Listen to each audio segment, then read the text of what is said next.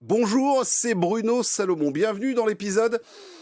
Quel est le numéro de l'épisode? Oui, je sais, Acteur Studio, désolé. C'est les vacances en fait, ça m'a fait du bien, tout ça. Je me rappelle plus du tout du numéro. Bienvenue donc dans 100% PSG, la tribune, le podcast débat de France Bleu Paris, podcast qui est comme le PSG, leader dans son championnat. Nous, c'est pas la Ligue 1, mais c'est les classements de téléchargement des produits sport France Bleu. Eh oui, c'est comme ça. Et c'est top 10 France Bleu, voilà. Hop, c'est comme... Non, c'est plutôt là, en fait, pas là, parce qu'en fait, ça sert à rien, ça, c'est plutôt pour les miettes. Tiens, j'en profite rapidement pour remercier MX, JPL, Kenny, Sylvain, Looking For et les autres qui sont des téléspectateurs sur YouTube, sur la chaîne YouTube de France Bleu. Merci de nous suivre, merci de mettre les messages, merci d'avoir répondu à l'homme qui vous a dit d'écrire, c'est-à-dire Romain Bédouc. C'est lui qui a tenu la maison et il l'a bien tenu, comme d'habitude. Vous n'hésitez pas, si vous voulez mettre des petits messages et si vous visionnez en vidéo, de mettre des petits messages pour donner votre avis, bien évidemment, sur les thèmes de la journée. Voilà, j'ai pas d'autre chose à dire. On va parler de PSG Lens et on va se dire que ici, c'est Paris. C'est parti. 100% PSG, la tribune.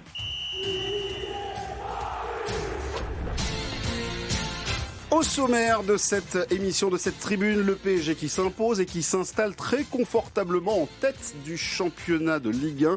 On fera bien évidemment le j'aime pas de cette rencontre PSG-Lens, victoire 1-0 avec un grand nombre de ratés. On va bien sûr en parler. On se demandera ensuite si la bataille des gardiens de but est ouverte au Paris Saint-Germain et si Safonov prenait la place de Donnarumma. Oui, c'est une question. Je pensais pas qu'on se la poserait aussi vite, mais bon, ça c'est de la faute de Luis Enrique puisqu'il a ouvert un petit peu la porte de ce sujet. Comment expliquer la maladresse du Paris Saint-Germain devant le but? On dirait moi en train d'essayer de cadrer des buts le samedi ou le dimanche avec mon fils. Ça passe toujours à côté. Le PSG qui a eu un grand nombre d'occasions et bien dommage, bien évidemment, puisque le score était seulement de 1-0. Enfin, on basculera dans The Champions, puisque mercredi, le Paris Saint-Germain affronte l'Atlético de Madrid qui débarque avec notre grisou national. Puisque Lille les a battus, sur le papier, ça s'annonce facile. Faudrait faire quand même très très attention du côté du Paris Saint-Germain parce que je suis persuadé que l'Atlético Madrid, dès qu'ils vont voir PSG marquer, ils vont être beaucoup plus motivés que d'affronter les Dogs de Lille, de ça et de bien d'autres choses. On en parle dans 100% PSG, la tribune. C'est parti. 100% PSG, la tribune. Qui compose l'équipe du jour? Yacine Amnel est avec nous de Paris United. Salut Yacine. Salut à tous. Comment ça va? Ça va bien. Bien. Je salue d'ailleurs toute la bande de Paris United. Je vous conseille de regarder en YouTube, sur Merci. YouTube, et voilà, les podcasts. Faut pas hésiter. On salue toute la bande. Vous faites même des soirées VIP maintenant. Tu vois, si tu les vois en vidéo, genre ouh, voilà. Bientôt, ça va finir en boîte de nuit. Ces histoires, je comprends pas tout ce qui se passe.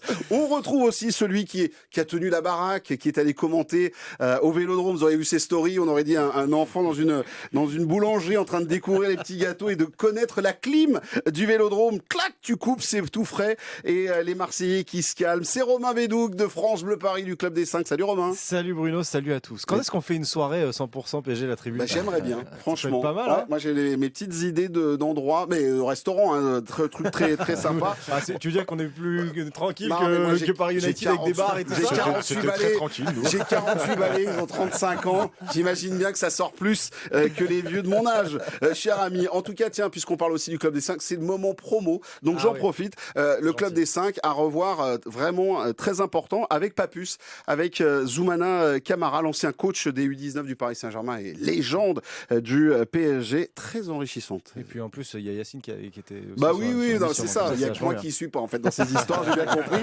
Moi, j'ai été mis de côté. Non, Puis c'était enfin, cool. En il vrai, y a c'était un... cool. C'est vrai. Non, mais c'est très très bien. Pour le coup, Merci, c'est merci. félicitations. Et puis enfin, un nouveau visage dans 100% PSG la tribune. Et je suis vraiment très heureux de le recevoir. Il est journaliste au service des sports de France Télévisions. Il s'occupe aussi du suivi du club de la capitale et il a un petit faible pour le Paris Saint-Germain. Vous avez vibré avec lui pour la médaille d'or de l'équipe de France C6 Foot aux Jeux Paralympiques. C'était lui aux commentaires, c'est avec lui que mon fils sautait dans le salon et en train de hurler on est champion, on est champion. C'est Arnaud Matteoli. Salut Arnaud, bienvenue. Salut Bruno, merci beaucoup, ça me fait très plaisir d'être avec vous dans cette émission. Eh ben écoute, bienvenue, welcome. Ça fait depuis le début de saison qu'on se disait quand est-ce que tu peux venir. Et puis en plus, ça tombe bien parce que mercredi, on y reviendra avec toi.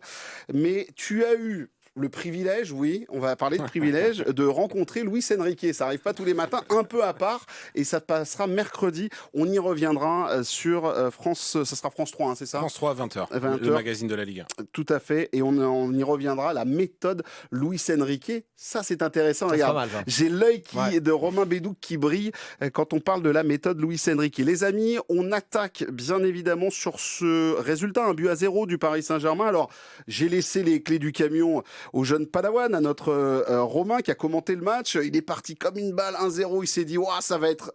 Et puis non, plus rien. Et moi, dans mon salon, en train de regarder, j'étais mais c'est pas possible. Ils passent tout à côté. Ils avaient des actions et ça a été assez finalement moyen globalement face à une équipe de Lens. J'irai pas trop loin, mais très franchement, on avait bien compris qu'ils s'étaient dit on va mettre des grands pains et des tartines et ça va faire dégoupiller les Parisiens. T'as pas aimé le style? Ouais, le style. Ouais. J'ai beaucoup aimé la question, surtout sur le style. En tout cas, Paris est leader du championnat de France avec 6 points d'avance sur Marseille et Monaco qui sont deuxième. Bref, on est bien, on est plutôt pas mal après une petite dizaine de matchs de championnat. Yacine, ton j'aime ou ton j'aime pas? Là, comme on est 3 et qu'on fait une petite émission ramassée de 60 minutes, c'est un j'aime ou un j'aime pas? Tu choisis quoi? Allez, le j'aime pas. Très bien, voilà pour commencer l'émission. Le j'aime pas de j'aime pas qui? Ou j'aime pas quoi? Fabien Ruiz. Ah, Fabien Ruiz, l'homme qui manque de calcium. Ouais, non, mais en fait, j'arrive plus parce que on va dire qu'il nous a donné un peu d'espoir en deuxième partie de saison l'année dernière. Il nous a donné de grands espoirs pendant l'Euro. Ah bah là, on s'est tous vus avec le nouveau crack mondial. Et ça va toujours pas en fait. Il arrive pas à s'y faire. Et moi, je pense que c'est vraiment une question de caractère. C'est-à-dire qu'au PSG, il est pris par l'environnement, il est pris par la pression. Et ça veut pas dire qu'en équipe d'Espagne, il n'y a pas de pression. Mais je pense que c'est un autre environnement, un autre style de jeu, un autre coach aussi. Voilà, il arrive pas. Et pour jouer vers l'avant, il faut que le premier adversaire soit entre 20 et 25 mètres de lui. mais voilà. Et puis je trouve qu'il souffre tellement de la comparaison avec les 3 autres en ce moment que quand il joue, c'est problématique. Et la dernière chose, c'est que moi, ce qui me dérange aussi, c'est que j'ai l'impression qu'il prend un peu la place de Mayoulou, qu'on aimerait voir un peu plus, parce que quand Mayoulou joue, on se dit pas, tiens, il est encore tendre et on a envie de voir Fabien Ruiz, quoi. Donc voilà, ça fait beaucoup de matchs quand même maintenant que c'est comme ça. Et je pense qu'il faut que ça s'arrête, quoi. Mais pourtant, je vais me faire le procureur. Il est à l'avant-dernière passe pour le but, puisque c'est lui qui va gratter. De temps en temps, quand même. J'essaie de le sauver. Parce que rappelez-vous, à ceux qui suivent l'émission depuis quelques années, j'ai été le président du fan club de Fabien Ruiz et j'avais, j'ai fait un investissement dans quelques mugs et t-shirts pour Fabien Ruiz, un peu comme Manu Ugarte. Enfin, bref, en gros, quand je deviens président de fan club, ça sent pas bon pour le joueur. Non, mais le pire, c'est que ceux qui l'ont connu jeune, notamment le fameux Euro Espoir avec Ceballos au milieu, moi je l'avais vraiment apprécié ce joueur, je le trouvais très fort, je le trouvais très intéressant, très intelligent. À Naples, il y a eu quelques bribes de match où on se disait il y a quelque chose, mais les supporters napolitains n'étaient pas hyper déçus de le voir partir non plus. Voilà, je pense qu'on est arrivé au bout du truc avec lui. Arnaud, sur Fabien Ruiz, est-ce que tu es aussi dur et catégorique que Yacine? Il n'y a plus rien à sauver ou il y a encore, on peut se dire, on peut s'en servir et on peut un jour ou l'autre avoir le Fabien Ruiz de l'équipe nationale d'Espagne? Ouais, je suis le nouveau président du fan club de Fabien Ruiz, moi, pour ma part. Très bien. Non, mais c'est un vrai joueur. que je t'ai filé la présidence. C'est un faux lent. C'est un joueur élégant. C'est un joueur qui a eu aussi un été très chargé, donc faut attendre qu'il se remette de ses efforts physiques. Mais c'est vrai que oui, il pâtit un peu de la comparaison avec les petits jeunes, mais je trouve qu'il apporte toujours quand même cette élégance au milieu de terrain. Et puis, dans ce milieu de terrain, on va dire, illisible du PSG, il est à la fois attaquant, il est premier défenseur, il est sur un côté, il est partout, un peu comme tous les autres. Mais je le trouve plutôt élégant. Alors, il est lent, mais élégant. Ah, lent mais élégant. Est-ce que c'est suffisant, Romain Bédouc? En fait, je suis un peu partagé. Je suis un peu entre les deux parce que je trouve pas qu'il fasse un mauvais match face à Lens. Il y a des moments où je trouve que dans ses déplacements, c'est intéressant. Parfois, quelques passes qui sont intéressantes. Mais le problème, c'est qu'il y a un manque de caractère, notamment dans la finition, qui est criant, quoi. Parce que en première période, la frappe du droit, il est quasiment entre le point de pénalty et les 6 mètres.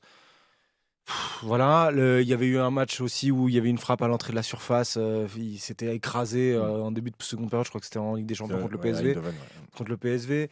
Voilà, il y a besoin d'avoir un peu plus de Ouais, caractère, c'est le bon mot. Il faut y aller, quoi. Et donc, c'est dommage parce que il y a quelques moments où il est intéressant, où on se dit que son profil peut être bien parce que dans l'agressivité, je le trouve pas dépassé. Je trouve que moi, il s'améliore là-dessus, il rentre un peu plus au contact, etc. Maintenant, ouais, en fait, si c'est pas magnifié par des buts, par des actions décisives, bah, tout ce qui se passe avant, on l'oublie plus facilement, quoi. Mais finalement, moi j'ai l'impression surtout qu'il convient parfaitement à Luis Enrique Yacine. C'est-à-dire que il est Enrique compatible. C'est ce que disait Arnaud. Il est partout, à tous les postes. Et voilà, limite, il va faire gardien de but à la place de Safonov à un moment. Mais c'est vrai. Et d'ailleurs, l'année dernière, j'avais tenté d'expliquer pourquoi il jouait plus qu'Ougarté, parce que plein de gens disaient ouais, Ougarté, l'agressivité, c'est ce qui nous manque et tout. Et j'avais expliqué que dans la vision du foot de Luis Enrique, Fabian Ruiz, il est déjà en avance sur Ougarté. Et oui, il correspond à ça. Moi, ce qui me dérange, en fait, c'est aussi le fait de pas donner plus de temps de jeu à Mayoulou qui montre des choses, parce que Fabian Ruiz, parce que je pense qu'il a un statut plus important aujourd'hui. Voilà, et aussi peut-être que je suis un peu dur parce que la frustration d'attendre plus de lui, parce que je l'ai vu jouer aussi par le passé, faire des bonnes choses et me dire que, il donne pas assez au PSG, quoi. Et Luis Enrique, juste l'année dernière, je ne sais pas si vous vous rappelez de son interview pour PSG TV où il avait parlé de Fabian Ruiz en disant c'était un joueur maravilloso, il avait dit un joueur merveilleux. Pourquoi ? Parce que son attitude pouvait conditionner l'attitude de l'équipe. Si Fabian Ruiz joue défensif, l'équipe peut jouer un peu plus défensif. Si Fabian Ruiz a pour consigne d'être un peu plus offensif, l'équipe peut aller dans ce sens-là. Donc il lui permettait en gros de changer d'identité d'équipe dans le même match sans faire de changement. Et donc c'était pour ça qu'il aimait bien son profil. N'empêche qu'il manque un peu de calcium. Il faudrait il y a des moments, tu as envie d'un peu de le secouer. Non, c'est frustrant. C'est pas possible, quoi. C'est hyper frustrant. En tout cas, c'est frustrant. Voilà pour le j'aime pas de Yacine. Arnaud, pour ta grande première. Eh bien, à toi, j'aime ou j'aime pas. Tu pars sur quoi ?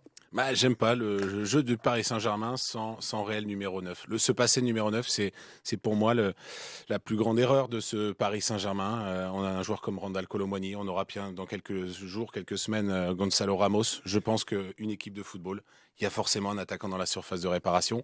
L'histoire du Paris Saint-Germain s'est construite sur des très grands attaquants, comme tous les clubs. On a vibré devant des très grands attaquants, Georges Weah, Edinson Cavani et tant d'autres. Et en fait, ce Paris Saint-Germain 109, je pense que le Parc des Princes est orphelin d'un attaquant. On a besoin d'un mec qui marque des buts, je pense. En tout cas, c'est mon avis. Ouais, effectivement, c'est vrai que de ce 9,5, Yacine, c'est frustrant en fait, parce qu'on se dit qu'un gars devant qui a à peu près qui a pas deux boîtes à chaussures à la place des pieds, ça fait le double, le triple ou le quadruple en termes de buts. Ouais, il y a des situations où il manque quelqu'un, on le voit bien. Le problème, c'est que ce joueur-là décroche beaucoup, il vient dans le milieu de terrain, c'est presque un quatrième milieu de terrain. Et le deuxième problème, c'est que finalement, nos deux joueurs de côté sont pas là pour... Tu vois, par exemple, à l'époque de Cavani avec Ibra, Cavani commençait les matchs côté, mais il rentrait très vite à l'intérieur. Là, en fait, les deux joueurs Dembélé et Barcola rentrent pas à l'intérieur. Du coup, ça manque de présence. On n'a pas des milieux non plus qui se projettent complètement, un peu comme Matuidi, dans la surface. Donc, il y a ce manque-là. Alors, ça ne veut pas dire qu'on aurait plus d'efficacité. Mais par contre, il y aurait une présence en plus qui peut quand même amener quelque chose quand on voit les situations qu'on a sur tous les matchs, en fait, sur tous les matchs, même en Ligue des Champions. Mais Arnaud, pour revenir avec toi, l'erreur, elle est où ? C'est de ne pas avoir recruté, de ne pas laisser sa chance finalement à Kolo Muani et de se dire, bon allez, on s'entête et on y va et on essaye quelque chose, parce que là, ça fait finalement, depuis 3 mois, depuis la blessure de Gonzalo Ramos, on vit sans ce numéro 9. Ouais, je crois que ça convient très bien à Luis Enrique. Je lui ai posé la question, qu'est-ce que ça fait de jouer sans numéro 9 ? Et en fait, il me disait, mais je pourrais jouer, vous savez, il y a des équipes qui jouent 110, 104, 103, 113. En fait, il est capable de jouer avec des joueurs, voilà, mais ce qui manque, en fait, parce que j'étais juste derrière le but pendant le match de Lens, et en fait, nos deux attaquants, ça peut très bien être Fabian Ruiz et Achraf Hakimi. Et puis 5 minutes après, c'est Nuno Mendes et Achraf Hakimi. Et en fait, il a cette volonté, Luis Enrique, de pouvoir dire à tous ses joueurs d'être attaquant, et en fait ça devient certes illisible pour l'adversaire, mais ce ne sont pas des joueurs qui finissent les actions, donc quand c'est pas Bradley Barcola, Dembélé, c'est toujours plus compliqué, et puis c'est pas des vrais neufs capables de se retourner, de jouer en pivot, de pouvoir aller chercher très vite et cadrer le but, quoi. C'est ça qui manque. Ouais, effectivement. Moi, le problème, il n'est pas forcément sur le numéro 9 en lui-même, il est sur ce que disait Yacine, la présence dans la surface. Et en fait, nous, mécaniquement, on se dit la présence de la surface, c'est forcément le numéro 9. Non, la présence dans la surface, ça peut être un milieu qui se projette, ça peut être un arrière droit qui se projette, ça peut être un ailier qui rentre dans l'axe, et c'est ça, en fait, qui manque. C'est que on a l'impression que on a les bénéfices d'un faux numéro 9 avec un Asensio qui participe au jeu, même quand il le fait, ça peut être intéressant. Il y a des mouvements de passe. Il y a eu énormément de combinaisons sur le match face à Lens dans le pas dans le dernier tiers, mais juste avant le dernier tiers du terrain, où il y a eu pas mal de combinaisons à une touche par Vitinha, par Hakimi, par Asensio, etc. Et effectivement, il manque l'étape d'après, qui est la projection dans la surface. Alors, Luis Enrique, il dit que ces milieux de terrain doivent partir directement dans la surface et que c'est eux qui doivent incarner cette projection-là. C'est là où il y a un manque. Et c'est là où il faut véritablement bosser. Maintenant, est-ce que cette présence dans la surface peut être réglée que par le numéro 9 ? Effectivement, quand Gonzalo Ramos est sur le terrain, il n'y a pas de souci. Tu es sûr que tu vas en avoir un et qu'il va avoir le réflexe d'y aller. Mais par exemple, sur le match de Marseille, Ousmane Dembélé qui joue en numéro 9 ou en 10, un petit peu avec les deux ailiers, il n'a pas ce réflexe-là. Il n'a pas le réflexe d'aller dans la surface. Quand il fait son premier décalage, son réflexe, c'est d'aller sur le côté pour essayer de centrer. Donc, c'est une histoire d'automatisme à trouver de la part des joueurs pour qu'il y en ait au moins un à chaque fois qui se projette dans la surface. Est-ce qu'au mois de janvier, là, petit tour de table rapide, est-ce qu'au mois de janvier, même s'il y a la présence de Gonzalo Ramos et son retour, est-ce qu'il faut qu'on recrute un numéro 9 Yacine et Arnaud? Pas sûr, parce que si c'est pour se retrouver encore avec un joueur qui va pas beaucoup jouer, il n'y a pas d'intérêt. Et voilà, donc je pense que si Ramos est bien remis et qu'il ne se reblesse pas, parce que malheureusement, c'est compliqué. Mais non, pour moi, non, parce que s'il n'y a pas Ramos, il jouera de toute façon avec Asensio, sauf vraiment à recruter un crack. Mais aujourd'hui, je ne suis pas persuadé. Il y aurait Gyökeres du Sporting, mais je même vois dans sa mal. compagnie, Pour faire ça, là. C'est un vrai attaquant, mais je suis pas persuadé que dans ce que demande Luis Enrique aussi dans ce rôle d'attaquant, dans son rapport au collectif, donc c'est pour ça que c'est pas fou. Ouais. Arnaud, on recrute ou pas? Non, parce que je vous écoutais la saison passée, mais c'est vrai que quand on jouait avec Gonzalo Ramos et que Kylian Mbappé était sur le banc, vous étiez tous d'accord pour dire que ce Paris Saint-Germain était était attrayant. Il était quand même très élégant, ce Paris Saint-Germain avec Gonzalo Ramos, donc on a envie de le revoir avec ces joueurs qui ont progressé à tous les postes. Donc on a envie d'être en janvier le plus rapidement possible, basculer en 2025 et voir ce qu'elle peut donner cette fin de Ligue des Champions. Ça pourrait être effectivement bien. On rappelle que les premiers échos du campus, du côté de Poissy, nous annonce que Gonzalo Ramos va bientôt reprendre l'entraînement collectif. Donc déjà, ça c'est une très bonne nouvelle. Il a aussi repris l'entraînement collectif avec ses coéquipiers puisqu'il était hier au Masters 1000 de Paris pour se voir la finale. Mais c'est bien, ça veut dire qu'il est aussi dans la vie parisienne et c'est bien. Moi, je suis content de voir mon petit Gonzalo faire ça. Romain Bédouc de France Bleu Paris, bonjour. Bonjour. Je suis le seul à avoir un j'aime, je crois. Non, mais ils avaient des j'aime. Ah là là, le mec vient leur mettre un tacle, alors que non, c'est j'aime et j'aime pas. Mais là, comme on est trois et qu'il faut, voilà, en gros, on doit rentrer le studio un peu rapidement. Voilà, j'ai dit un seul j'aime ou un seul j'aime pas. J'aime la charnière Marquinhos-Pacho. Voilà, on a beaucoup parlé de Pacho dernièrement, mais pour moi, c'est très difficile de séparer les deux. Parce que les deux je les trouve hyper complémentaires. Là, sur le match de Lens, me dire qui est meilleur, Marquinhos ou Pacho, franchement, j'arrive pas. Parce qu'ils sont ensemble. Il y en a un qui va au mastic, qui va au contact, qui fait passer un sale quart d'heure aux attaquants adverses. C'est Pacho. Wai, il en a encore des cauchemars avec Marseille. Là, il a eu du répondant physiquement avec Mbaladzola de Lens. Mais il a quand même tenu. Il y a eu très peu de situations pour les Lensois. Et puis derrière, il y a Marquinhos qui récupère les brèches, qui est, je le trouve, beaucoup plus tranquille, beaucoup moins stressé par toutes les tâches défensives et qui peut se concentrer donc non seulement sur la relance et sur son placement, parce que c'est là aussi où il est très très fort, Marquinhos, c'est dans savoir où se placer, un peu comme le faisait Thiago Silva, pas au niveau de Thiago Silva, mais un petit peu comme il le faisait. Et donc voilà, je trouve ça complémentaire, je trouve ça bien, je trouve que c'est performant. Là, ça fait 2 clean sheets de suite, c'est la première fois de la saison qu'on fait 2 clean sheets de suite entre Marseille et Lens. Donc voilà, ça demande encore de la perfection en Ligue des Champions. Là, il va y avoir de la concurrence avec Sorloth, Julian Alvarez et Griezmann.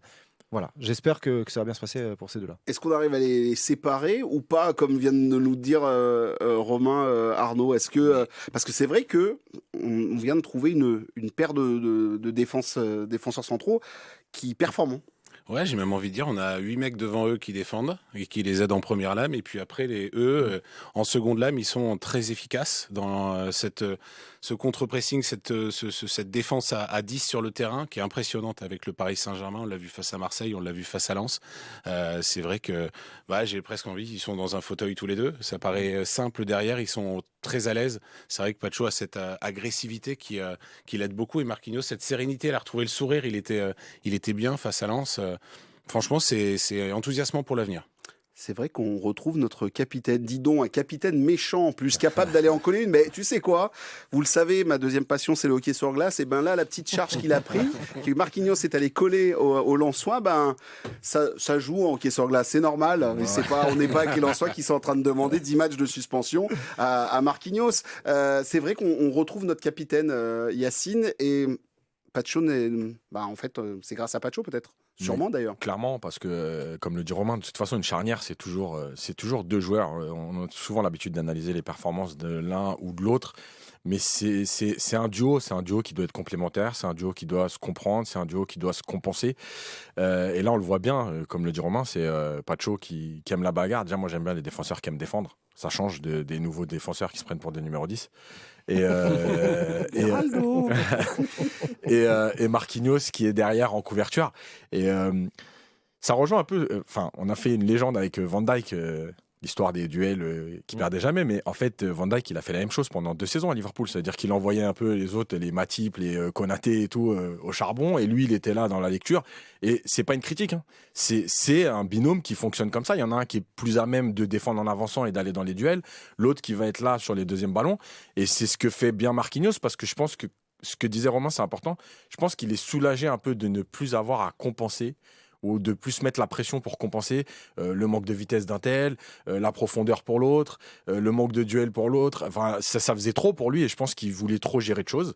Là, aujourd'hui, voilà, il est bien, il est complémentaire. L'autre, il va au charbon et lui, il est là pour couvrir. Ça se passe bien. Arnaud, quand on voit ce binôme-là, ces deux-là qui sont en train de s'installer, Skriniar, Beraldo, Kimpembe, Lucas Hernandez, messieurs, vous êtes peut-être, s'il y a une défense à 3 centraux, sinon il n'y a plus de place. Enfin, j'ai l'impression, en ce début de saison. Oui, c'est vrai que ces deux défenseurs s'imposent. Alors, il faudra revoir en Ligue des Champions parce que c'est vrai que face à Arsenal, à l'Emirates, dans le duel aérien, c'était plus compliqué. Et puis surtout, je pense qu'on en parlera juste après, mais il faut un bon gardien derrière aussi pour soulager cette défense.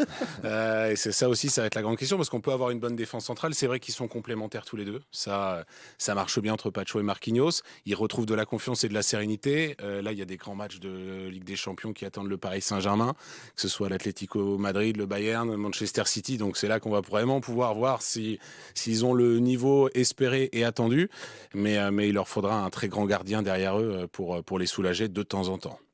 Ça s'appelle une passe décisive magnifique. Les j'aime pas sont terminés.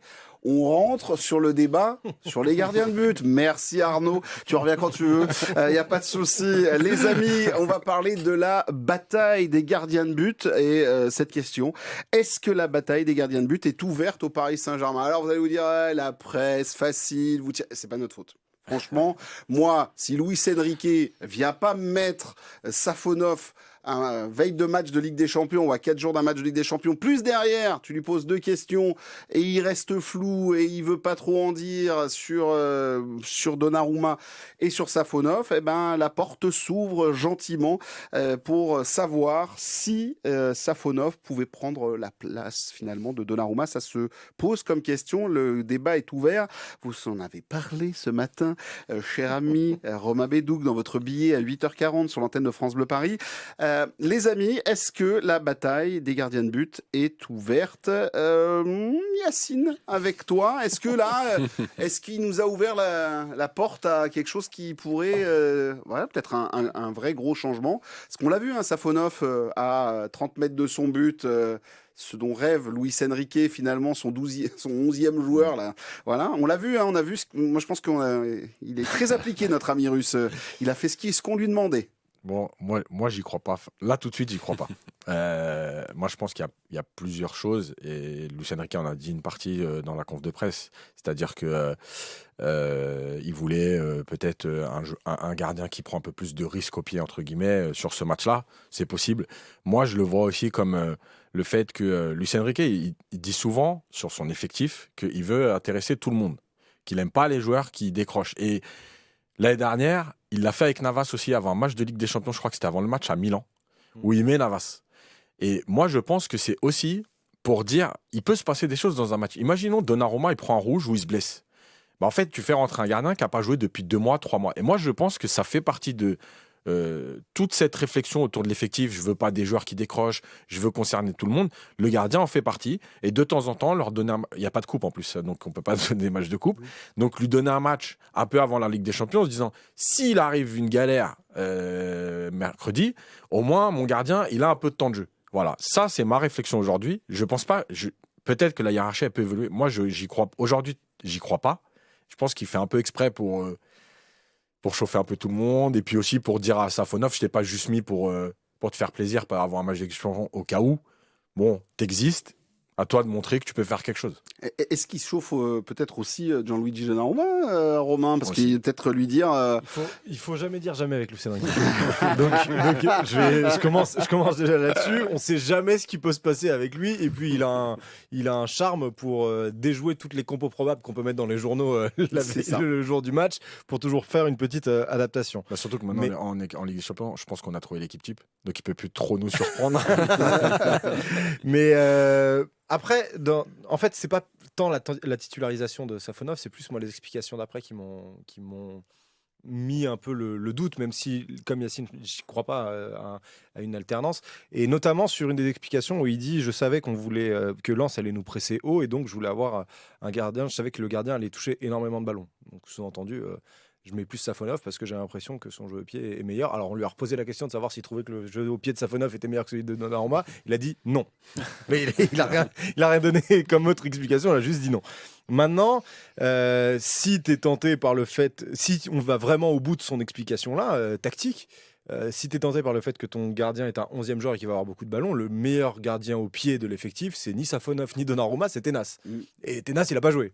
Donc on est, je pense, plus dans une idée de piquer un peu Donnarumma, qui fait pas, moi j'ai beaucoup défendu Donnarumma, il fait pas un très bon début de saison. Donnarumma, il n'est pas extraordinaire en Ligue 1, il a été mauvais contre Arsenal notamment sur le but, il est pour lui. Donc c'est bien aussi de leur piquer. Effectivement, concerner tout le monde, c'est important. Il y a aussi une histoire de forme, de rythme, tu as raison Yacine là-dessus. Mais je pense que c'est plus de piquer un peu l'ego de Donnarumma. Mon coco, on a sauvé ta saison l'année dernière par tes prestations en Ligue 1. Si t'es pas bon tout le temps, même on va te retirer des matchs de Ligue 1 dans lesquels tu pourrais potentiellement briller. Donc c'est comme ça que tu peux peut-être le concerner encore plus. Maintenant pour l'Atlético, je pense pas qu'ils mettent Safonov. Parce que déjà Safonov, on ne sait pas vraiment quel niveau il a. Et en termes de tirs cadrés qu'il a concédé, c'est très peu. Donc on a très peu de matière. Chaque fois qu'il fait un match, Safonov, il ne se passe rien. Gérone, c'était pareil. Gérone, il y a eu 0 tir, je crois. Des tirs cadrés, il y en a très peu. Là, il y en a eu que 2 là, pour Lens. Et encore, ils sont vraiment très tranquilles. Donc déjà, tu sais ce que tu perds avec Donnarumma, mais tu ne sais pas vraiment ce que tu gagnes. Et puis je pense que Donnarumma, il est quand même meilleur sur sa ligne notamment. Et l'Atlético ne jouera pas aussi haut que jouer Lens. Donc il n'y a pas trop de raison de mettre autre chose que Donnarumma. Arnaud, est-ce que Safonov a gagné des points face à Lens? Est-ce qu'il peut vraiment matcher Donnarumma? Moi, j'ai vraiment du mal à me projeter là-dessus, effectivement, un peu comme les garçons. Ouais, mais je pense qu'il faut se mettre dans la tête de Luis Enrique, qui est lui sur un projet plus long terme. Alors, il avait tendance à se comparer en disant, moi, je suis là depuis 1 an et 3 mois, mais des gens comme Pep Guardiola ou Mikel Arteta ont le temps de travailler, que ce soit Arsenal ou Manchester City. Il faut imaginer le projet Paris. Alors, c'est un truc un peu fou, mais sur 5 ou 7 ans. Et en fait, dans son esprit, il a acheté un gardien à Krasnodar, une 15 millions d'euros. Il l'a pas fait venir pour rien. Et en fait, il correspond parfaitement au jeu qu'il souhaite mettre en place à Paris, c'est-à-dire un jeu basé sur la possession, les relances au pied avec le gardien. Donc, à plus long terme, je dis pas aujourd'hui, je dis pas face à l'Atlético, mais à plus long terme, je pense que ce type de joueur ou ce type de gardien fait partie des projets de Luis Enrique. Il envoie un message à Gigio Donnarumma, même s'il se sent bien à Paris, même s'il a re-signé et que tout se passe bien au Parc des Princes. Mais en tout cas, il envoie un message à ses joueurs. Tout le monde doit être concerné, comme le disait Yacine. Et puis, il pique un peu l'orgueil, mais peut-être que dans l'esprit d'Enrique, c'est pour voir plus loin.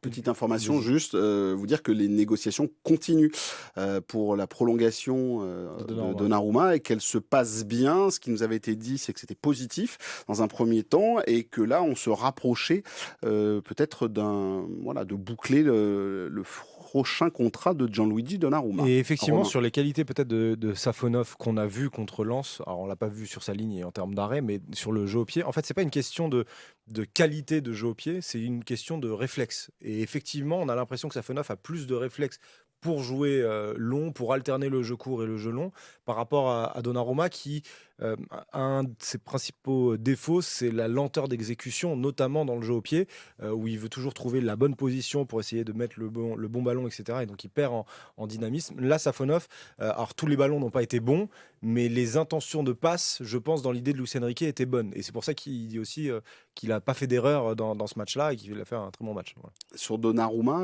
effectivement, c'est marrant, hein. Humainement, Luis Enrique est fantastique. Et il fait cette déclaration. Tiens, va sur le banc. Ça fait un peu Fayot. Allez, assieds-toi.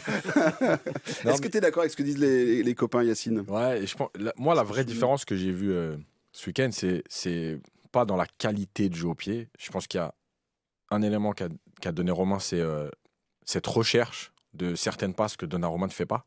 Il est beaucoup plus simple dans sa recherche de passes. La vraie différence, en fait, c'est que Safonov vient demander le ballon. Ce que Donnarumma fait pas. C'est-à-dire, Donnarumma, on joue avec lui quand il n'y a plus de solution. Et la vraie différence, c'est que Safonov venait un peu s'intégrer et il n'hésitait pas à demander le ballon. Et quand on sait ce qu'aime Luis Enrique, en fait, la vraie différence, elle est là. Moi, j'ai même pas trouvé dans la qualité de jeu au pied quelque chose de monstrueux où je me dis ah ouais, il y a une vraie différence entre les deux.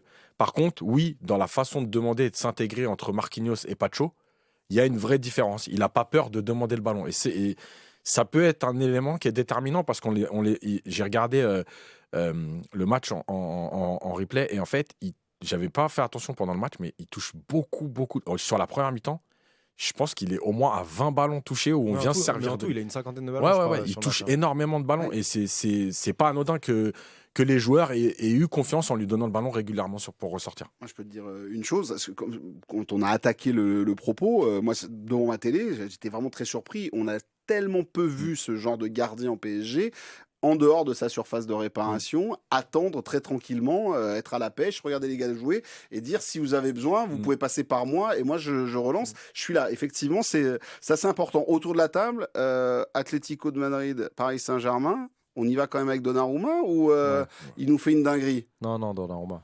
Donnarumma. 3 Donnarumma. Bon, écoutez, dans une semaine, on relèvera les carnets et puis on dira vous êtes trompé. Ça, je sais qu'on est, voilà, on le fait très très régulièrement. Venir nous taper sur les doigts. En tout cas, sur Safonov, n'hésitez pas à le suivre sur les réseaux sociaux. Lui, il a l'air de bien découvrir la nuit parisienne. Ça a l'air de lui plaire et le côté un peu Paris. Tiens, regarde tout de suite. Romain, regarde. Non, en fait, je dis pas que c'est un fêtard, mais voilà, tu sens que la mode, ça lui plaît. Avec madame, c'est les défilés de mode. Voilà, il est au bon endroit. Je crois qu'il a bien atterri. Et sa tenue d'Halloween en Dracula lui va très très bien. Il a un peu une tête quand même. Voilà, ça a joué dans un film et dans un livre de Bram Stoker. Les amis, on va passer à ce problème d'efficacité, de maladresse des attaquants du Paris Saint-Germain. Et ensuite, on parlera bien évidemment de la Ligue des Champions. Je vous rappelle une chose sur le match de Lens. Ça a été quand même improbable, des actions en veux-tu, voilà, surtout en première période, en première mi-temps, où le Paris Saint-Germain doit plomber l'affaire à 2, 3, voire 4-0, c'est pas possible. Le PSG doit se débarrasser de cette équipe de Lens en une mi-temps et on est maladroit comme pas possible. Comment expliquer la maladresse des attaquants du PSG? On a commencé à effleurer le sujet tout à l'heure dans les j'aime grâce au j'aime pas du 9,5 d'Arnaud et surtout comment on y remédie tout ça. Je vous propose d'écouter, on va écouter Désiré Doué qui était en interview à la fin du match. Désiré Doué qui était au micro de Monsieur Romain Bédouc. Toi, tu as de la chance. Tu fais des confs. On n'a jamais une zone mixte avec un joueur. Toi, c'est parti. Il y a Dembélé qui vient parler. Désiré Doué. Non, Dembélé, on l'a pas eu, nous. Hein. Ah, nous, c'était les télés. Ouais, c'était que les télés. Nous, on a eu que Doué. Ah, les télés. Alors, je raconte les ayants droit. Il n'y a pas des ayants droit autour de cette table. On est arrivé, on a eu Désiré Doué assez rapidement. Ouais. Et ensuite, on s'est demandé s'il allait avoir un deuxième joueur. Normalement, il y a souvent un deuxième joueur. Et là, on nous a dit, c'est pas sûr, on vous prévient. Et on a attendu une demi-heure pour qu'on nous dise qu'il n'y aurait pas de joueur. Si rare. Si rare. Ça n'arrive jamais, Bruno. Tu sais quoi? Mais la communication du PSG... Je suis content de voir que les petits jeunes voient ce que ça donne. Mais tu sais que c'est comme ça depuis 10 ans ou 15 ans. Mais la communication du PSG s'est excusée. Voilà, ils se sont excusés du fait qu'il n'y ait pas d'autres joueurs qui soient. C'est toujours comme ça au Paris Saint-Germain, cher ami. Voilà, mais c'est bien, tu découvres la cuisine. C'est surtout s'il n'y a pas, dites-nous, et puis ça va plus vite. Voilà, oui, c'est ça, on rentre chez soi. Mais c'est bien, comme ça, tu regardes comment c'est en cuisine aussi, mon ami. Désiré Doué, on était en train de parler de l'efficacité. Il en a parlé au micro de Romain Bédouc. On l'écoute. Forcément, on aurait aimé marquer plus. Voilà, on sait se créer beaucoup d'occasions. On est très dangereux aussi pendant les matchs et c'est le plus important. Il y aura des jours où on va en mettre beaucoup plus, des jours où on va en mettre un seul et ça nous permettra de gagner, donc c'est le plus important. Oui, bien sûr, on en parle. À la mi-temps, on en a parlé aussi. Il y a des occasions où on doit être plus juste. Si on doit gagner à chaque fois 1-0 et gagner le championnat, la Ligue des Champions, c'est super. Coach Yacine, oui, parce que Yacine est coach. Oui. Et Yacine, je veux savoir comment on l'explique, cette maladresse. Et après, je viendrai aussi te demander, on va faire le tour de table, bien évidemment, de comment on fait pour y remédier surtout. Ouais, on a abordé le sujet la semaine dernière avec Romain aussi, c'est que y a le manque d'efficacité, il y a plein de raisons. Ça peut être un peu technique, mais moi je pense que c'est surtout mental. Le bon geste, pourtant Dembélé par exemple, il est capable techniquement de faire des choses très intéressantes, c'est pas, enfin voilà. Mais devant le but, il a jamais le bon geste. Pourquoi ? Parce que je continue de penser que tous ces joueurs-là, à force de rater, alors j'en ai parlé un peu, on m'a ramené aux statistiques, on m'a dit ouais, on n'a jamais marqué autant depuis Tourelle en Ligue 1 après 10 journées, etc. En Ligue 1. En Ligue 1. Ok, mais les stats, c'est bien, mais c'est pareil. Si tu as marqué 29 buts, mais que tu t'es créé 103 occasions, désolé, mais il y a quand même un problème. Donc, l'efficacité, ça serait que par le bon geste, ça serait que par moins de pression. Et moi, je pense que ces joueurs commencent à cogiter sur le fait de... Là, Désiré Doué, il essaye un peu de faire de la méthode Coué. Oui, on se crée déjà des occasions, c'est bien. Non, c'est pas bien. C'est un début, mais le bon geste, la sérénité... c'est important quand on est devant le but. Et moi, je pense que ces joueurs-là en manquent cruellement. En tout cas, ce qui est sûr, je vous rappelle une chose, Arnaud, qui est avec nous, Arnaud Matteoli, qui est avec nous, du service des sports de France Télévisions, a rencontré Luis Enrique pour nous faire un sujet sur la méthode Enrique. La méthode Enrique, c'est quand même de mettre la pression quand même sur ses attaquants et de leur dire qu'il faut marquer. Donc là, docteur, je me retourne vers vous aussi. Est-ce que c'est pas un peu de sa faute, cette maladresse ? Je lui ai posé la question après le match face à Marseille. Ouais. Et je lui ai dit, mais vous avez procuré énormément d'occasions dans cette deuxième mi-temps face aux Olympiens et vous n'avez pas marqué. Et qu'est-ce que vous en pensez en tant qu'entraîneur ? Il m'a dit, mes joueurs ne sont pas des robots. Ça a été sa réponse. C'est vrai qu'en regardant le jeu des Parisiens, je trouve qu'ils ont, on en parlait tout à l'heure, une hyperactivité. C'est-à-dire qu'ils vont défendre à 10 sur le terrain, ils vont être partout, ils vont se changer de poste, ils vont être au contre-pressing. Et même si le Paris Saint-Germain a gagné depuis une saison et demie énormément de capacité physique, dans le dernier geste, pas forcément ça pêche parce qu'on peut pas être partout. Et je pense que ces Parisiens, ils sont pas encore à 100% pour pouvoir réussir ce dernier geste, avoir la réussite qu'il faut. Mais que dans certains matchs, notamment face à Rennes ou face à Montpellier en Ligue 1, quand ça rentre, ça peut faire des scores plus fleuves, Yacine. Yacine n'est pas tout à fait d'accord, je trouve. Ouais, parce que en fait, il y a des moments de match. Et par exemple, Dembélé contre Eindhoven, les deux occasions, il se les crée au bout de 20 minutes. C'est pas une question de fatigue, d'activité. Et les deux gestes qu'il a à faire, ils sont... Bon, la reprise plat du pied sur la transversale, elle est un peu plus difficile que le face-à-face après, quoi. Mais le truc, c'est que c'est un mauvais choix. Parce que souvent, on t'explique que quand le ballon vient comme ça devant le but, on le remet d'où il vient. Déjà, on lui redonne de la vitesse. Et le geste est plus simple. Tu as juste à mettre ton pied en opposition. Lui, il ouvre le pied pour chercher la lucarne opposée. Et la reprise de volée, c'est pareil. C'est-à-dire que c'est un ballon qui rebondit. Il peut la frapper croisée. Et en fait, il essaye de frapper fort. Et moi, je pense que c'est pas une question de de côté athlétique, etc. C'est une question de se dire, j'ai raté une occasion, maintenant il faut que je frappe fort. Plus tu frappes fort, moins tu es précis. Sauf que la plupart des joueurs, au moment où ils sont dans le doute, c'est là où ils vont frapper le plus fort. Et on voit bien que quand un joueur a en confiance, comme par hasard, il est là tranquille, il enveloppe un peu loin du gardien, ça rentre. C'est ça la sérénité et la confiance. Ben oui, exactement. Ouais. Mais Bradley Barcola, il en a parlé d'ailleurs dans son interview dans l'équipe, dans le Parisien, pardon, dans le Parisien. Je vous le conseille. Alors, tu l'as devant. Ouais, c'est un petit miracle là, au Paris Saint-Germain. Donc là, vous avez eu Vitinha, Pacho et Bradley Barcola en une semaine. C'est dans le Parisien, les copains du Parisien. Et en plus, c'est les copains de la bande. Donc n'hésitez pas, Marc Méchénois et Benji Juarez qui ont interviewé Bradley Barcola. Et il en parle justement du fait qu'il travaille énormément à l'entraînement, qu'il profite de pas mal d'exercices qui sont faits à l'entraînement, qui sont des exercices devant le but, dans lesquels il peut travailler toutes les formes de tir qu'il pourrait y avoir dans telle situation et dans telle position.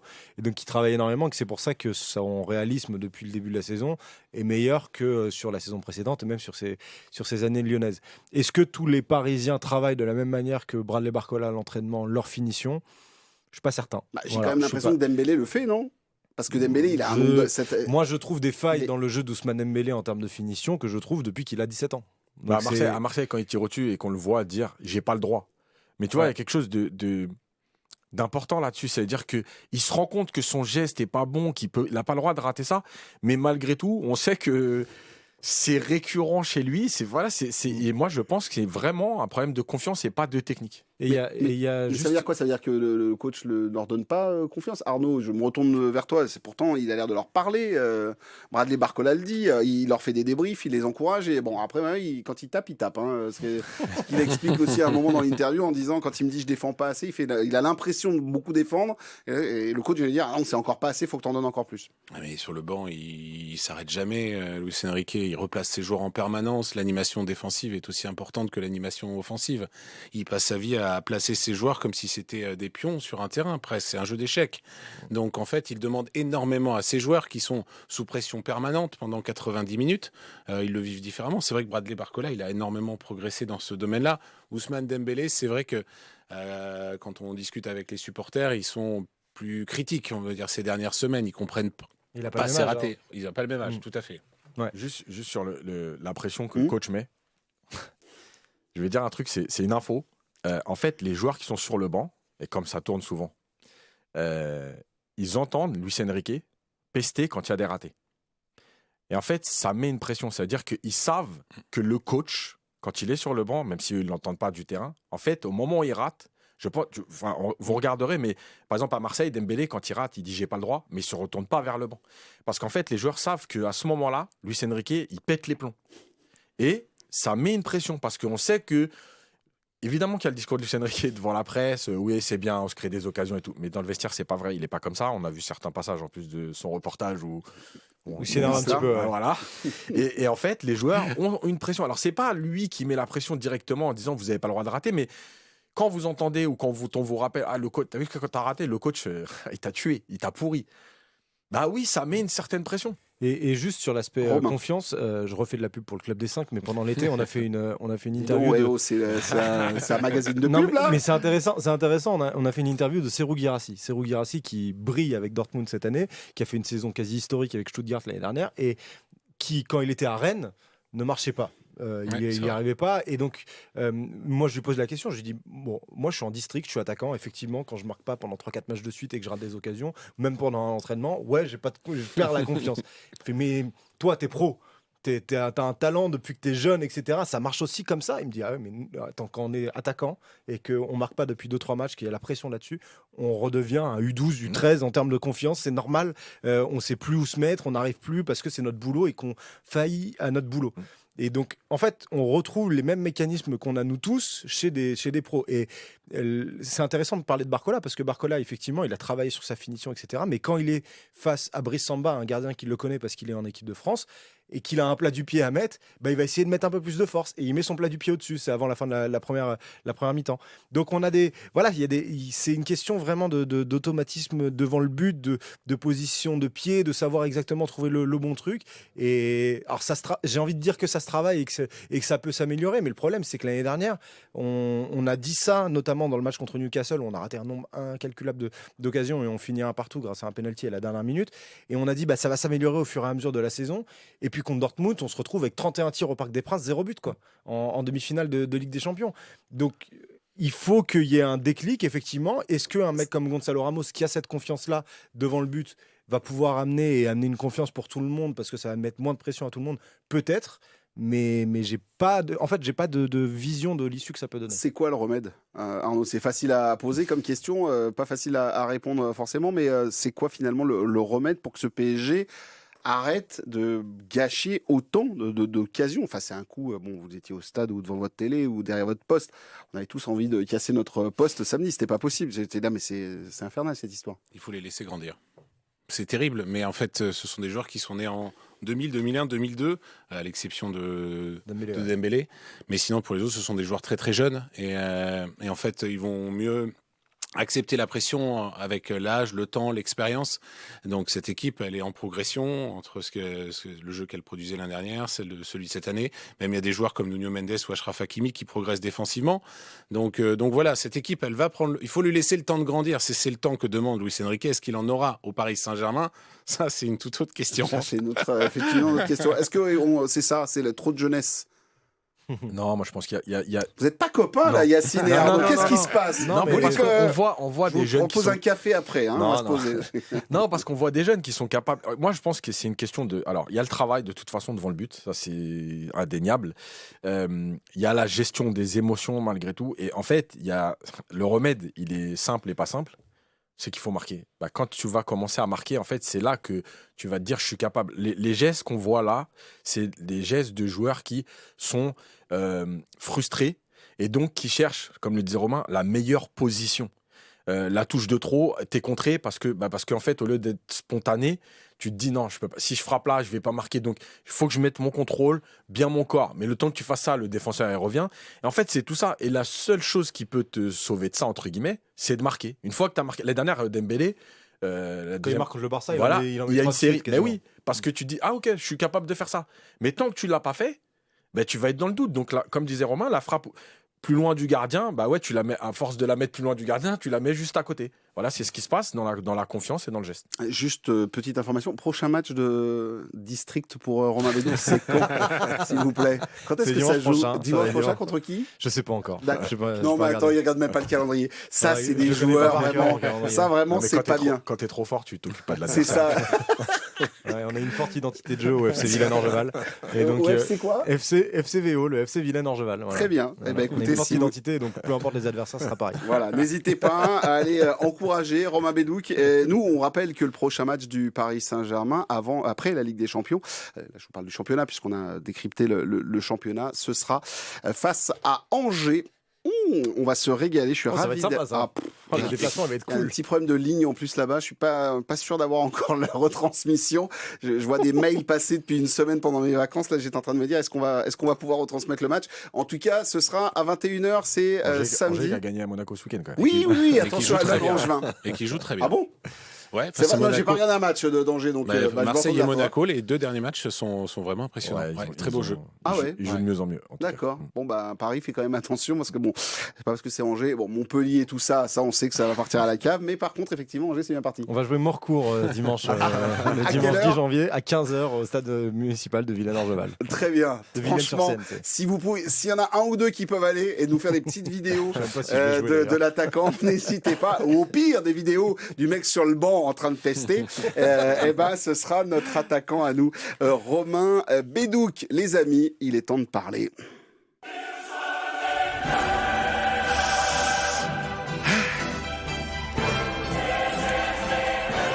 Mercredi 21h, deuxième match à domicile de suite pour le Paris Saint-Germain, PSG 4e de la Super Pool, là où il y a 32 équipes, 36. 36 maintenant, ouais, je sais plus. Tu sais quoi, j'ai regardé ça hier soir et je voyais aussi que l'Atlético de Madrid, le prochain adversaire, est 27e de la poule unique. Paris est 19e, il y a un petit point d'écart entre les deux. Match important, l'équipe de Diego Simeone qui arrive donc au parc. Franchement, je suis content de les voir arriver et je suis même déçu qu'on les joue pas au retour parce que c'est l'une des équipes qu'on n'a jamais joué sur la période PSG QSI et je serais bien allé du côté de Madrid, même si on a à première vue pas les couteaux les plus aiguisés du panier côté supporter de l'Atlético de Madrid. Ça c'est le petit tacle de ma part, je les salue bien évidemment. 3e de Liga, ils ont gagné ce week-end face à Las Palmas, club qui a quand même un jour vu Rézé jouer. Voilà, c'est donc ça c'est quand même un truc ultra important. Du côté de Las Palmas, victoire 2-0 pour les hommes de Simeone, donc 3e du championnat. En Ligue des Champions, j'avais noté victoire face à Leipzig 2-1, puis après derrière ils se sont écroulés du côté de Benfica 4-0, puis défaite contre le grand Lille de Pep Genesio 3-1. Voilà pour les présentations. Le PSG est-il condamné à s'imposer pour espérer voir le prochain tour? Parce que là, très franchement, quand on a 4 points dans la besace, quand on sait que tu vas à Munich, Salzbourg, Manchester City et à Stuttgart, eh ben, ça sent quand même pas bon pour le Paris Saint-Germain. Ça va être chaud. Oui, Romain. C'est quoi le prochain tour? Est-ce que le prochain tour, c'est le top 24 et donc le barrage, le 16e de finale, où là, je pense que même si tu fais un mauvais résultat contre l'Atlético, tu devrais y arriver parce que... non, mais Salzbourg, c'est immonde. Hein. Salzbourg, oui, enfin, voilà. Et je pense qu'à Sauf 7 qu'ils points... vont jouer le PSG. Ils vont pas jouer Lille, ils vont pas jouer Brest. Non, mais c'est toujours pareil. Ce sera chez eux. Ouais, mais même chez eux, franchement, même dans le championnat autrichien, ils sont horribles. Enfin, bref, c'est compliqué. Et 7 points pour le top 24... Théoriquement, moi j'ai beaucoup de joué au Football Manager et donc j'ai poncé ce mode de Ligue des Champions. Avec 7 points, normalement tu es dans le top 24. Maintenant pour le top 8, pour le top 8 il faut gagner tous les matchs. Donc je pense que voilà, il faut gagner contre l'Atlético, il faut gagner contre au Bayern, il faut gagner contre City à la maison, il faut gagner à Salzbourg et à Stuttgart. Ça va être un peu plus compliqué. Ouais, voilà, merci, c'est terminé pour l'émission. mais ça permet de parler du match. L'Atlético, Gardons un tout petit peu sur l'Atlético. On va y revenir. Est-ce que ce PSG, après le nul face au PSV, après la petite victoire face à Gérone, après le match sans vie face à Arsenal, est-ce que ce PSG est condamné à s'imposer sur cette rencontre? Peut-être aussi pour rassurer pas mal de monde et les sceptiques sur cette équipe cette saison, Arnaud? Le Paris Saint-Germain ne doit pas perdre face à l'Atlético de Madrid. Je pense que c'est le match à ne pas perdre pour se relancer dans cette compétition parce qu'il y a du gros qui arrive derrière. Il y aura City, il y aura le Bayern Munich, il y aura certes des équipes plus à la portée du Paris Saint-Germain, mais se rassurer, envoyer un message à tous les autres grands d'Europe. Cet Atlético de Madrid, il joue exactement comme le Paris Saint-Germain, avec une base plus basse et on va dire une plus grosse agressivité défensive. C'est le jeu de Simeone, mais ils ont la même particularité, c'est qu'ils sont défaillants dans le jeu offensif. Ils ratent énormément. On l'a vu, Alexander Sorloth là, face à Lille, qui avait raté énormément d'occasions. Donc, ils se procurent des occasions qu'ils ne transforment pas. Ils se sont un peu rassurés ce week-end avec le fils Simeone et Barrios, avec un Griezmann retrouvé, un Coquet étincelant. Il faudra se méfier de cet Atlético Madrid parce qu'il a un petit peu les mêmes failles que ce Paris Saint-Germain. C'est marrant, ces coachs qui mettent bien la pression sur leurs joueurs. On en parlait tout à l'heure. Est-ce que l'obligation de points t'oblige à faire une performance face à l'Atlético? En plus, on a un truc, c'est que maintenant que Lille a battu l'Atlético de Madrid, tout le monde va se dire si le PSG. Ils ont braqué. Hein. Oui, mais tu sais comment ça va se passer. Ouais. Vous savez tous comment ça va se passer. C'est pas comme si c'était notre destin habituel. Yacine. Oui, t'es obligé parce que c'est pas le meilleur Atlético depuis 10 ans. T'es obligé parce que c'est au parc. T'es obligé parce qu'à un moment donné, il faut quand même avoir des résultats sur la scène européenne. T'es obligé aussi pour continuer à grandir parce que on nous explique que cette équipe elle est jeune, que c'est un projet à long terme, etc. Mais ce projet, il va être viable, il va faire grandir tes joueurs si tu continues au moins à exister. Je ne dis pas encore une fois d'aller en demi-finale de Ligue des Champions, mais de réussir ces grands matchs, d'aller en 16e, parce que moi, le top 8, je pense que je n'y ai jamais pensé. Et très vite, je l'ai oublié. Donc, top 24 sera très bien. Voilà, dans les 16, si tu fais jusqu'à 16e, tu reçois. Voilà, il y a ça aussi. Si tu es dans le top 16, ton 16e de finale, tu le reçois le retour à domicile. Ouais. Bon, nous, donc on va se déplacer au retour. On a l'habitude. On va faire juste 17 ou 18. Non, mais c'est pas comme si on supportait le PSG depuis 40 ans, n'est-ce pas? Non, mais c'est important pour tout le monde. C'est important pour aussi la sérénité parce que, comme tu le disais, malheureusement, c'est bien pour Lille, mais malheureusement, Lille a battu l'Atlético. Et nous, on sait très bien que si tu bats pas l'Atlético, et si en plus tu venais à perdre carrément, on sait ce qui va se passer. C'est-à-dire que ça va malgré tout amener une atmosphère encore négative autour du club. Ça va mettre la pression sur certains. On va nous expliquer qu'on est bon qu'en Ligue 1. La progression des jeunes, moi, la Ligue 1, ok, mais la progression des jeunes, elle passe par des matchs de Ligue des Champions importants. Et là, le problème, c'est que tu te tapes aussi une deuxième chose, c'est que tu te tapes l'Atlético et le Bayern avec 3 points. C'est-à-dire qu'à la limite, si le Bayern avait déjà 9-10 points, 9-10 points, bon, tu sais que voilà, il se dirait, ouais, on est déjà qualifié au moins. Nous, là, on joue 2 équipes qui vont chercher leur qualif aussi. Donc, pour la progression, c'est bien, mais il va falloir gagner au moins celui au Parc déjà pour commencer. Je vais venir te voir, hein, Romain, parce que le spécialiste Liga, nous on l'a parce que tu es fan, bien sûr, du président. Il y a le président du fan club de Fabien Ruiz à tes côtés, mais toi tu es le président du fan club des socios de Gérone en France. Donc il se mange tous les matchs. J'embrasse la Peña de Perpignan, fan de Gérone. Ça ouais, doit être sympa. Ils regarderont pas le podcast parce que le Paris Saint-Germain ils s'en foutent un peu, mais voilà, je les embrasse quand même. Juste avant de venir te voir, je vais me retourner vers Arnaud. Il y a ce problème, effectivement, de l'Atlético de Madrid, Griezmann, etc. Des briscards. Voilà, ils savent qu'ils affrontent le PSG. Donc là, on monte le curseur. Ça va être complètement différent, je suis persuadé, de ce qu'on a vu pour l'Atlético face à Lille. Ah mais ils vont être possédés. Ça va être des joueurs, en plus, avec une certaine expérience. Que ce soit Griezmann ou Coquet, ils sont déjà programmés pour aller jouer au Parc face au Paris Saint-Germain. Diego Simeone a fait des changements. Il a sorti Griezmann et Barrios lors du dernier match. En prévision de ce match au Parc, ils vont arriver le couteau entre les dents, une défense. Ils savent qu'ils vont jouer des joueurs plutôt jeunes. On en parlait, hein, la jeunesse du Paris Saint-Germain. Ça va mettre des coups, ça va jouer les duels à fond. Ils vont défendre. Enfin, c'est du classique. Je pense que les saisons précédentes... Quand on regardait les tirages au sort de Ligue des Champions pour les 8e et les quarts, on voulait tout sauf l'Atlético Madrid. Parce que l'Atlético de Madrid, c'est une équipe difficile à manœuvrer, difficile à jouer et qui met un impact physique de dingue. Alors, justement, est-ce qu'il y aura cet impact physique de dingue? En Ligue des Champions, eux aussi, ils toussent sévère. Mais quand parce même. que c'est pas une équipe qui... C'est pas une équipe forte cette année, l'Atlético. Moi, je les regarde, les matchs, et ils sont... Alors là, contre Las Palmas, c'est passé. Mais Las Palmas, ils venaient de virer leur coach. Ils ont viré leur coach il y a 2-3 semaines. C'est pas une bonne équipe de Liga, Las Palmas. Ça a galéré contre Leganés. Ils ont gagné à la dernière minute contre ça. En Ligue des Champions, ils ont pris 4-0 à Benfica. Il y a une vraie différence en plus dans cette équipe-là de l'Atlético qui est pas ouf au Wanda Metropolitano puisqu'ils sont perdus contre Lille, qui est pas ouf à domicile. Il y a une vraie différence avec l'extérieur. L'extérieur, ils sont pas bons du tout, l'Atlético. Et c'est pas depuis cette année, c'était déjà le cas l'année dernière. Il y a eu vraiment des défaites qui ont fait mal à l'Atlético. Ils ont terminé derrière Gérone au classement en Liga l'année dernière.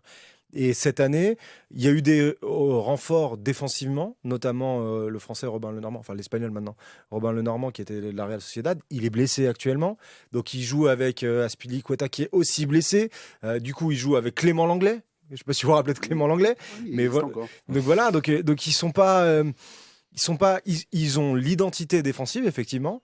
Mais ils n'ont plus forcément les individualités défensives qu'il faut pour la mettre en pratique. Et offensivement, ça cherche un petit peu parce que c'est pas l'objectif premier, quoi. Là, sur le match contre Las Palmas, c'est le fils de Simeone, Giovanni, qui a marqué, mais qui arrive dans le 11, on ne sait pas trop comment. Pablo Barrios, c'est un très bon joueur. Ouais, très bon joueur. C'est un très bon milieu de terrain, mais lui aussi, il a été blessé sur le début de saison. Ouais. Donc là, est-ce que c'était pour le préserver ou est-ce que c'était pour on ne sait pas trop, mais c'est un très bon joueur. Il a joué l'Euro notamment, il a joué les JO notamment notamment en France, et il était vraiment bon. Maintenant, à côté, voilà, il y a des mecs, Gallagher, il y a Coquet qui arrive, mais c'est intermittent, il commence à vieillir un petit peu Coquet. Donc, il y a plein de points d'interrogation dans cette équipe-là. Nous, on se concentre, parce qu'on est parisiens et qu'on est là, on se concentre à chaque fois sur les points d'interrogation du Paris Saint-Germain. Mais il y a énormément de points d'interrogation sur l'Atlético de Madrid, dans les performances collectives, dans les performances individuelles et dans les résultats. Donc, maintenant, c'est au mental. C'est ça la clé. Ce match-là, c'est. En fait, c'est comment le Paris Saint-Germain va aborder cette rencontre. Est-ce que le Paris Saint-Germain va aborder cette rencontre en disant oh là là là là, on a Atlético, on a un Og, on va se prendre une équipe qui va nous mettre des tatanes, donc on y va tranquille. Et là, tu peux te faire piéger par cette équipe-là parce qu'elle sait exactement comment gérer des matchs face à des équipes qui ont peur d'elle. Mais si le Paris Saint-Germain met la pression qu'il a pu mettre sur l'Olympique de Marseille dans les 20 premières minutes et arrive à se créer des opportunités, à mettre un peu le feu, à profiter des failles qu'il peut y avoir dans cette défense de l'Atlético, parce que là encore il y a des failles, je pense que le PSG a les moyens de battre cette équipe-là. Maintenant, je pensais que le PSG avait le moyen de battre largement Gérone, avait les moyens de battre le PSV Eindhoven. Et bon, Arsenal, j'étais un peu plus dubitatif. Mais ça va dépendre du mental, ça va dépendre de la manière dont on aborde la rencontre. Mais on en a besoin de cette victoire un peu importante pour le Paris Saint-Germain. Parce que depuis le début de saison, il y a cette odeur de scepticisme autour de ce groupe en Ligue des Champions. Et Arsenal nous a mis dedans. Et PSV, encore pire, Yacine. Moi, clairement. Mais le problème, c'est toujours la même chose. C'est que si tu analyses le contenu contre Eindhoven, tu dois le gagner le match. Ah bah oui. Le problème, c'est que tu as ce manque d'efficacité. Jérôme, t'as quelques occasions. Ouais, tu as des occasions, bien sûr. Voilà, je pense qu'il y a deux éléments. Évidemment, il y a le mental, comme le disait Romain. Mais il y a deux autres éléments. Il y a l'efficacité. C'est obligatoire. En Ligue des Champions, de toute façon, c'est la compétition de l'efficacité. Et il va falloir marquer pour éviter de laisser l'Atlético en vie dans ce match. Moi, la deuxième chose, c'est de voir comment Paris va être capable de répondre à un combat, parce que même si, effectivement, et je rejoins Romain sur le fait que c'est une pas bonne équipe de l'Atlético depuis cette année, mais même sur les 10 dernières années, c'est peut-être la moins bonne, mais elle est quand même capable à un moment donné de mettre des coups. Et finalement, le PSG, on n'a aucune réponse à cette question, parce que personne n'est venu nous mettre des coups. Ben oui. Et comment Ouais, voilà, ouais. Non, mais Mais comment on va réagir à ça? Comment on va pas sortir du match? Comment on va répondre au combat? Voilà, je pense que c'est les deux éléments. Comment répondre à ça et l'efficacité. Voilà. Si tu as l'efficacité, moi je rejoins Romain. Honnêtement, cet Atlético me fait pas peur non plus. Mais si tu marques pas. Mais là encore, sur l'aspect mental, c'est un truc que nous aussi, en tant qu'observateurs, on doit essayer de faire passer comme message. Il n'y a pas que les problèmes du PSG. Et c'est instaurer aussi une atmosphère autour du club, autour de l'équipe, pour montrer qu'en face, c'est une équipe aussi qui a des failles et sur lesquelles on peut s'appuyer. Si on se concentre que sur les petits problèmes du Paris Saint-Germain, ça rejaillit sur les joueurs qui vont se dire « Ah bah oui, c'est vrai qu'on est en manque de confiance devant, qu'on n'arrive pas trop à marquer. Ah bah oui, c'est vrai que quand on met pas un premier but dans le premier quart d'heure, on est moins bien après. » Alors que si on accentue sur le fait que l'Atlético, le côté de Clément Lenglet avec Samuel Lino, c'est plutôt compliqué, donc Dembélé il va pouvoir s'amuser.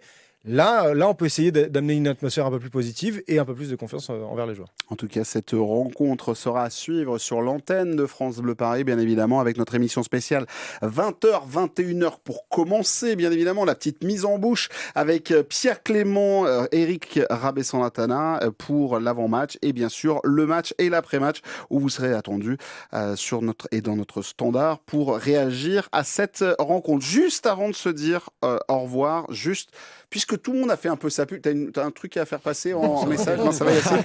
Alors, je vais me retourner vers Arnaud pour rappeler le rendez-vous. La méthode Luis Enrique, Arnaud, c'est mercredi soir, juste avant le match de l'Atlético, 20h sur France 3, le magazine de la Ligue 1, comme tous les soirs. Voilà, on est détenteur de droits chez France Télévisions, au service des sports cette année. Le magazine de la Ligue 1, tous les soirs à 20h sur France 3 avec Fabien Lévesque. Et on salue justement Fabien Lévesque. Alors, j'ai plus le nom en tête, mais pour ceux qui aiment l'histoire du foot, Fabien, vous avez sur ses réseaux sociaux, qui a sorti un livre sur le FC Nantes et je le salue, lui, le supporter nantais devant l'éternel. Voilà. La belle équipe. La belle équipe. La belle équipe, voilà. Pardon, Fabien, tu me l'as pas envoyé, donc ça me fait, voilà, ça me rend très triste. Allez, les amis, c'est l'heure de se dire au revoir.